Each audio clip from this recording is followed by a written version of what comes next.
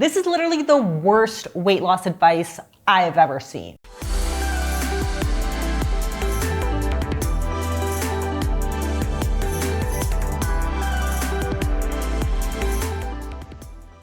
Hey everyone, I'm Abbey Sharp. Welcome to Abby's Kitchen. Today I'm pulling up popular weight loss tips that I've seen online, and I'm gonna tell you exactly what I think. The good, the bad, and the ugly. Okay, so there's not a whole lot of good, but we'll get to that. A quick thank you to Eric Williamson from Unlocked Fitness and Nutrition, who assisted in some of the research support on this. I'm gonna be leaving a link to his team below if you wanna ignore all the weight loss advice online and get the help you actually need. Also, a thank you to my kids for getting me sick. Popping in here to talk skincare for a second, because as a 35, almost 36-year-old, skincare has basically become my favorite hobby, or at least the only hobby I managed to make time for in my day. I am always on the lookout for science-backed products that actually work, because I've got really sensitive skin and it doesn't always play nice with every expensive cream on the shelf. But Proven Skincare is really unique. They're the world's most personalized skincare line that uses the world's largest skincare database, the Skin Genome Quiz. And the way it works is you do their 3-minute Skin Genome Quiz that analyzes 47 specific factors. So my skin concerns, lifestyle, humidity, water hardness, UV, etc. And then Proven's award-winning AI selects the best ingredients for your skin. The custom skincare kit consists of a custom cleanser, custom day moisturizer with SPF, and the custom night cream.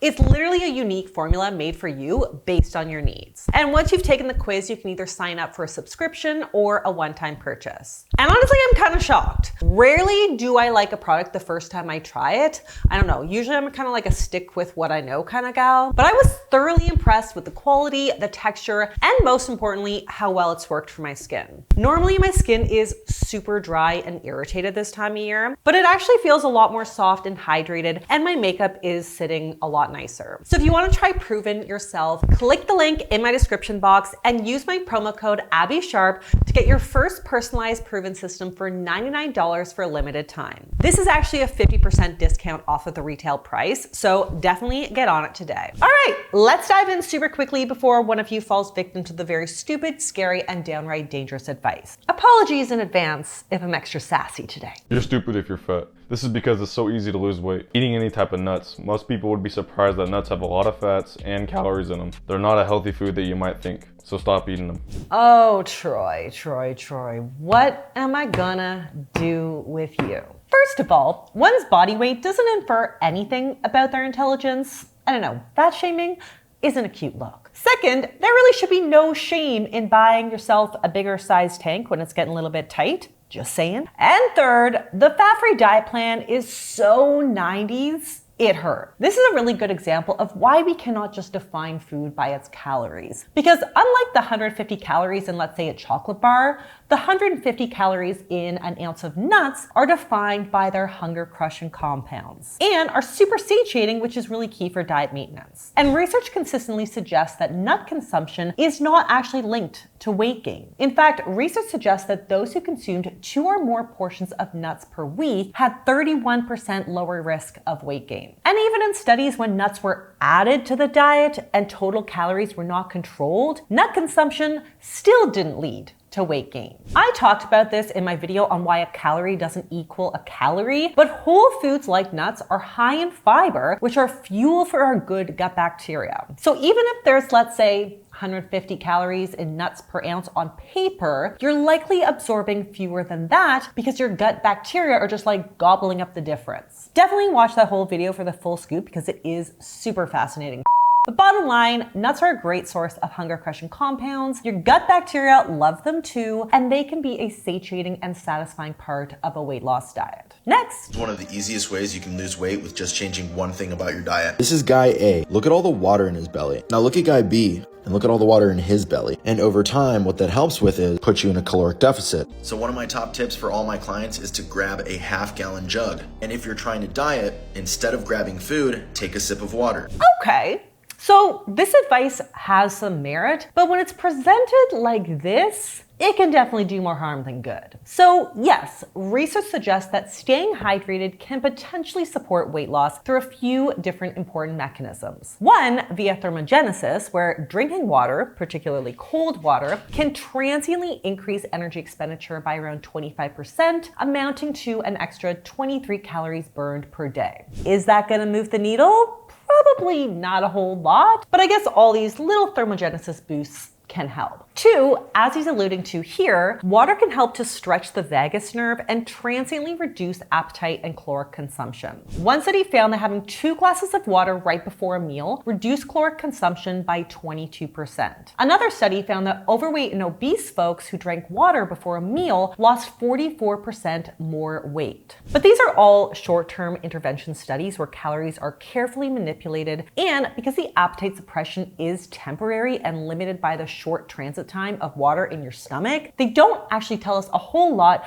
about what happens when our body kind of figures out that it's trying to be hacked. So when we look at long-term observational data, we see that those who drink the most water consume 9% fewer calories, and that greater water intake is associated with lower risk of weight gain. But it's largely hypothesized that most of this benefit is not because of the thermogenesis or because of filling your belly up with water. It's because we're replacing sugar-sweetened beverages with calorie-free water. It's also important to note that there is a physiological difference between hunger and thirst sensations, and it's through hacks like this that we may actually further dull our ability to tell the difference. One study found that free-living individuals respond incorrectly to hunger and thirst 62% of the time, and trying to fill up your belly with water whenever your body is literally hungry for nutrition can just potentially further this disconnect. So no, you shouldn't just try to water down your legitimate hunger. This is super disordered advice, and it insinuates that any and all calories are bad, even if it was not the intention of this creator. My advice is a lot gentler, and that is to make sure you drink adequate water throughout the day while maintaining regular adequate meals in a modest caloric deficit. If you have a sudden bodily discomfort come on and you are truly unsure if you are hungry or you're thirsty, have a glass of water and wait a few minutes. If the craving for food persists, you are hungry, and you should absolutely honor that hunger, not just attempt to drown it out with more water. Okay, moving on. Hey Gary, what's the top concerns about weight loss? Weight loss. Weight loss is a big topic, and it's the most misunderstood topic on the planet today next to hydration. If you want to lose or regulate weight, instead of losing weight, get to your natural weight. The best way to do that is remove the stress from your body 1 to 2 times per day. It's stress at the end of it. It doesn't matter what you eat, and it's because of the adrenaline, norepinephrine, and cortisol that you're firing at stress hormones. Get rid of the stress hormones, do a fascial maneuver, the stress reset, and the organ reset. Do that 1 to 2 times per day. Your weight will start to stabilize right away. I'm not really sure what Gary's qualifications are. His bio says lifestyle artist and citizen scientist, which I'm pretty sure is just a pretentious way to say layperson. But his website sells fascia massage courses, so naturally doing these maneuvers is apparently the key to weight loss. Nope. Got him! So as I discussed in more detail in my video on cortisol right here, both extreme diets and exercise training protocols can increase cortisol, and excess cortisol can increase belly fat storage. But the data suggests that this doesn't seem to directly impair weight loss. If it does, it's less because your stressed body is holding onto fat, and more because elevated cortisol makes you crave higher calorie foods, which makes staying in a calorie deficit a lot more difficult. So yes, of course, we want to try to manage our stress levels for many different reasons, weight management just being one of them. But at the end of the day, it still comes down to creating a calorie deficit. Calories in versus calories out is not perfect, but when it comes to fat loss, it's still a hell of a lot more reliable than fascia massage. Next. Weight loss is 80% diet and 20% exercise. You ever heard that? Yeah, it's bullshit. It's 50-50. Let's say you're somebody who's doing nothing but high intensity cardio exercises.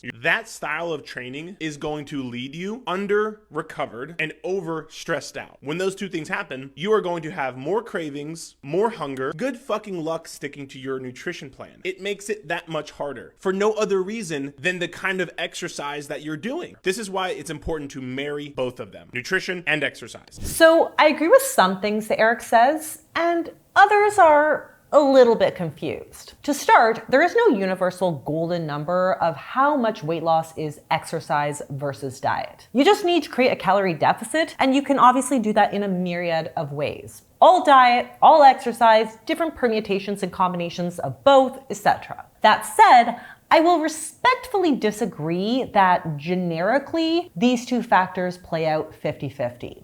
And I'm going to explain why. For the vast majority of people, weight loss, and particularly fat loss, mostly comes down to diet, since exercise alone is a lot more susceptible to metabolic adaptations like appetite increases and or a reduction in NEAT. Exercise is honestly great for a lot of things, but weight loss is not at the top of that list. As Canadian obesity doctor Yoni Friedhoff always says, you can't outrun a fork.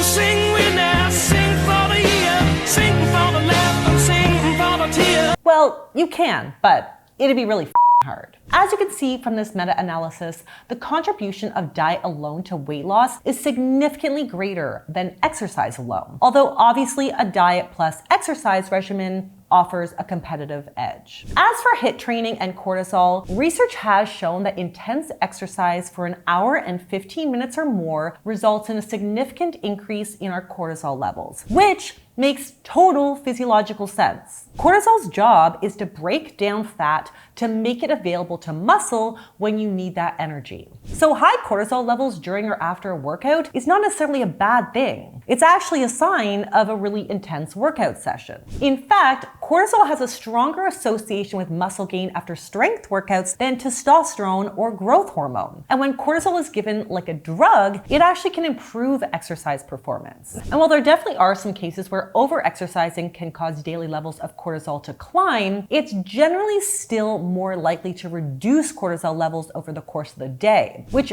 actually means fewer food cravings. Even during the most intense training periods of sprinters, their daily cortisol levels are lower on average than those who do not exercise. Now, the exception here is when you combine over-exercising with severe caloric restriction. This is where we do see a risk of elevated cortisol, which may impair fat loss among other health concerns. Hence why I advocate for fueling your body adequately when and if you do exercise. Bottom line, I agree that exercise and diet do have to complement one another, in that if you exercise more intensely, you need to eat more, and if you are not exercising much, you need to eat a little less. But for the average individual, it usually does not contribute 50-50 in terms of importance for weight loss. Next. Do you want to lose weight fast? So we're doing a 7-day liquid fast. So the first thing that you can have is protein shakes. You can have no more than 6 protein shakes within a day. Most of us will only have 3 or 4. Then you can have broth.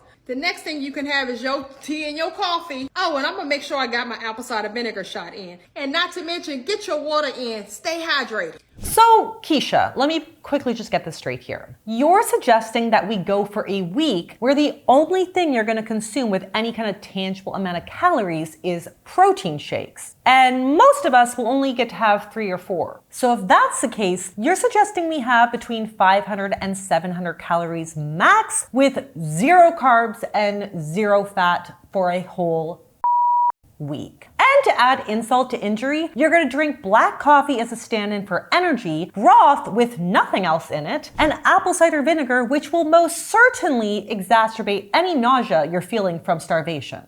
I mean, yeah, if you can maintain that level of torture for 7 days, you can expect to lose some weight. I mean, if you're not constipated as but even a pure protein diet will not save you from muscle wasting on a starvation diet like this. Not to mention, when you inevitably binge on day 8, you will gain the weight back, but more likely than not, in fat. As I discussed in my video on macros for weight loss, we know that going from 10 to 15% of calories from protein to 20 to 30%, or around 1.8 grams per kilogram, can significantly increase fat loss by about 3 times. I think a daily protein shake is a really easy and effective way to meet your protein needs, especially when trying to lose weight. But if you're gonna drag yourself through 21 to 42 protein shakes in a week, you're gonna burn out. You're going to get the the ick. And then you potentially lost a really effective tool for meeting your protein needs for weight loss or weight management,